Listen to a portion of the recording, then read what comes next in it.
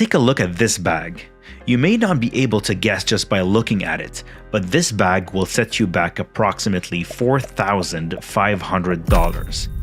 Now you might be wondering how on earth a single bag could possibly cost so much money. Well, you have to take a closer look, because the answer lies within the pattern, within a flower.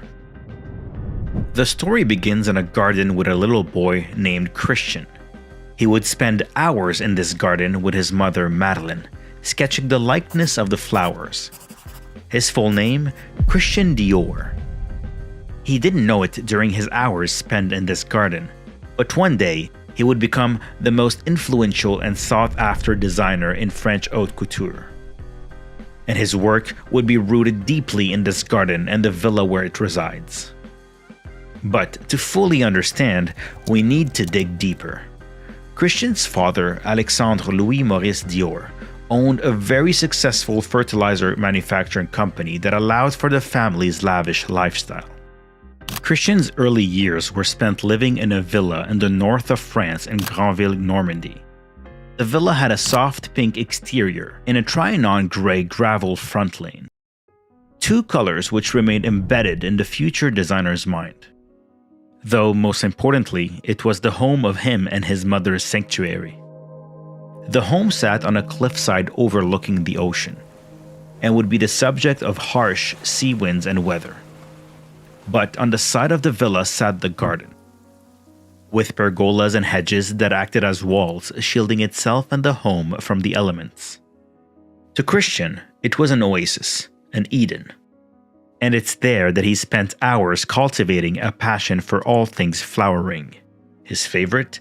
The rose, of which his mother had planted over 20 different species within the sacred confines of the garden. In the future, he would use the rose's shape along with his other favorite flowers to base the structure of his design. He would also use the image of the rose repeatedly in the patterns of his designs. The garden housed Christian's other favorite as well, Lily of the Valley, which sat tucked in the corner of the garden and would one day be sewn into the hem of each of his designs before their debut on the runway. Not only that, but he was known to wear a buttonhole of it on himself as well, a good luck charm. But unfortunately for Christian, his daily life spent in his garden overlooking the sea was uprooted when the success of his father, Maurice's company, grew, forcing the family to move to Paris when Christian was only 5 years old. Fortunately for him, the villa remained a part of their lives and they would return for holiday visits. Christian lived as a teen in the city, enjoying the contemporary avant-garde art life it had to offer, even going so far as to convince his parents to help him fund the opening of an art gallery with his friend Jacques Bonjean. They agreed on one condition. He was not allowed to use the family name above the door. Instead, the duo opted to use the name of his partner Bonjean. They sold art from the rising talents of Pablo Picasso, Henri Matisse, Salvador Dali, and Max Jacob. Christian was finally pursuing his passion for art that had begun as a child sketching flowers in his Garden of Eden. But this too didn't last. His life took a downward spiral filled with tragedy and misfortune. His brother, who suffered for years with the symptoms of mental illness, was diagnosed with schizophrenia and institutionalized. Christian's mother came down with sepsis after an operation, and that, mixed with her heartbreak over her son's condition, saw her fade to her death. My mother, whom I adored, secretly wasted away and died of grief. Her death marked me for life. Unfortunately, her death wasn't the final hardship the Dior family would be forced to face. When the market crash reached France, Christian's father, Maurice, who had invested heavily in real estate, lost everything. And shortly after, Christian and his gallery partner Jacques also lost everything, closing their gallery doors for good. On top of his business failings, his father was forced to sell their villa in Granville, and with it, Christian's tangible connection to his mother that lay within the makeshift walls of the garden. With nowhere else to go, his father and sister moved to the more affordable south of France. Determined to continue with his passion for art, Christian remained in Paris. Homeless, he took to the couches and dingy attics of friends he'd made during his years spent indulging in French art. At this time, a friend of his convinced him to train as a fashion illustrator. So he began selling dress and accessory design sketches to the fashion magazine Le Figaro. For the next 2 years, he built up a reputation for himself as a designer and was hired by designer Robert Piguet, Paris's leading couturier. Like many fashion houses at the time, Christian, along with the other in-house designers, proposed sketches that were then put under one name, in this case, the name of Robert Piguet. Robert Piguet taught me the virtues of simplicity through which true elegance must come. Again, this perfect fit position Christian found himself in wasn't to last. 1939 saw the start of the Second World War, and for the 34-year-old Christian, this meant he was forced to leave his position with Robert Piguet. He was called into military service, in which he remained for only 1 year before returning to Paris. But when he got back, hoping to return to his position with Robert Piguet, his job was no longer waiting for him. Thankfully, Christian's time as a fashion designer wasn't over. He was hired as a designer by Lucien Lelon, a prominent French couturier. And this was the beginning of Christian's ascent towards the successful fashion empire that awaited him. You see, Lucien Lelon also employed a man named Pierre Balmain. Yes, that Balmain. Pierre would leave the house of Lelon to lead his own fashion house, the House of Balmain, and thankfully too, or else we may never have known the full potential that lay inside Christian. Because witnessing this transition for Pierre inspired Christian. But first, he was to meet one more man that would allow this inspiration to become fruitful. In 1946, Christian was introduced to someone who would forever change the course of his career as a designer, Marcel Boussac, a textile tycoon known as the Cotton King of France. Marcel asked Christian to head the resurrection of one of the many fashion houses that didn't see it to the other side of the war. Christian was flattered. But remembering the move made by Pierre Balmain, he refused. He didn't want to resurrect an old dying house or continue working under the name of another. He was ready to start fresh and create designs under his own name. Marcel, having heard such great things about Christian, agreed. He would finance this new venture of Christian's. And so, on December 16, 1946, the House of Dior opened its doors at 30 Avenue Montaigne. The colors of the villa that resonated so deeply with him as a child, soft pink and Trianon gray, donned the interior and exterior walls of the salon.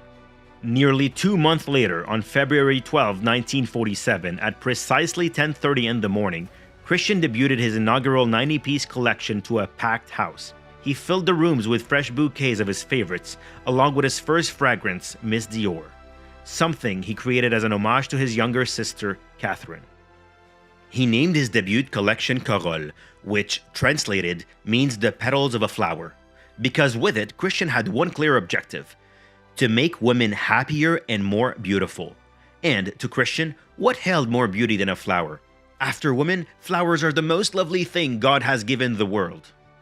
In order to accomplish this, Christian had to pull away, far away from the rationed and functional clothing of the war years. We were emerging from the period of war, of uniforms, of women soldiers built like boxers. It did nothing to flatter the curves of a woman, and he would change that. "I have designed flower women," Christian exclaimed upon finishing his collection. In fact, it was such a change from what the public had grown accustomed to that it was given a new name. Carmel Snow, editor-in-chief of the American Harper's Bazaar, dubbed the collection New Look when she told him, "It's quite a revolution, dear Christian. Your dresses have such a new look." Every new model wearing their new pieces entered the rooms one by one and were welcomed with gusts of applause. I stuffed my ears, terrified of feeling confident too soon. As long as I live, whatever triumphs I win, nothing will ever exceed my feelings of that supreme moment. This welcome of the collection he had poured his heart and soul into, that was years in the making, was such a relief to him. The dresses are my daydreams, but they have passed from dreamland into the world of everyday items to wear. Unfortunately, not everyone was ready to welcome this new look of Christian's. The debut collection by the House of Dior created quite a stir. Having been released following the end of the Second World War, people were divided. To those who could afford to pay the premium price that came with each custom-fitted piece, it was a luxury they had been deprived of during the war. It made them happy and restored in them a feeling of grace and beauty. So to them, the benefits outweighed the costs. But for those who had experienced great loss in the last number of years and were still struggling to survive, it was a slap in the face and a clear distinction between what people could and could not have. As a result, a model wearing his designs was attacked in the streets during a photo shoot, and their clothes were torn from their body. At the time, fabric was still being rationed from the war, and with Christian's design, that fact went out of the window. He used upwards of 80 yards of fabric for a single dress. This actually kept the likes of Princesses Elizabeth and Margaret from wearing his designs in public. There were mixed reactions to his designs across the pond as well. In America, they were met with pushback from a group of women who called themselves the Little Below the Knee Club, going so far as to meet Christian upon his arrival and chant and hold up signs expressing their disgust. Their problem with this new look? The length and the femininity of the pieces. They claimed the designs prevented them from going about their daily lives, and that the defining of the female figure heightened the objectification of women. There was even a group of men, 30,000 strong, residing in Georgia in America who had one purpose. They called themselves the League of Broke Husbands, and they were angry. The prices were astronomical to them, and they called for an all-out ban of Christian's full-length designs. Despite all this negativity his collection garnered, bad press is still press. People were buying what the House of Dior was creating. In fact, by the end of 1949, Dior accounted for 75% of the fashion being exported out of France and 5% of France's exports as a whole. In the years that followed, the House of Dior saw success after success with each new collection. After his second collection for Autumn-Winter 1947, American Vogue wrote, "His second collection proves that he is not just occasionally good." He dressed the likes of movie stars and royalty. In each of his collections, he incorporated pieces of that first garden that remained so dear to him. Flower patterns appeared in each and would continue to fill the rooms during every one of his shows. Something else that was in each of his shows? Variety. There is no such thing as an ugly woman. There are only the ones who do not know how to make themselves attractive. He wanted to have women of various shapes, sizes, and ages, and heights. He didn't care if they were pretty girls or not, as long as they had an allure that was chic. These years, every subsequent collection was groundbreaking with his invention of the H-line, A-line, and Y-line silhouettes. In fact, Christian's success allowed him to make a purchase in 1951. He bought a home in the south of France, not far from where his father once lived, and attempted to recreate his childhood oasis. Acting as a retirement plan for the future, Christian hoped to spend his days tinkering in this garden. Sadly, those plans would never come to pass. Because on October 23, 1957, 10 years after the world met him as Christian Dior, the designer and head of the House of Dior, he took a vacation to Italy. And there, in Montecatini, at the age of 52, Christian suffered his third and final heart attack. Christian Dior had died. The directors announced that, in effect, the king is dead, long live the king. Marcel Boussac had Christian's body flown back to Paris, where his burial was met with 2,500 people attending to pay their respect to their friend, brother, employer, and dedicated designer. At the time of Christian's death, the House of Dior was earning more than $20 million annually. The young boy in the garden sketching flowers had created and led a fashion empire. The brand, marked with his name, has continued to grow since his passing. Today, the House of Dior is worth an estimated $142 billion. Christian, in all of his heartbreak and ups and downs that he faced throughout his life, he accomplished his dream and remained true to the little boy in the garden,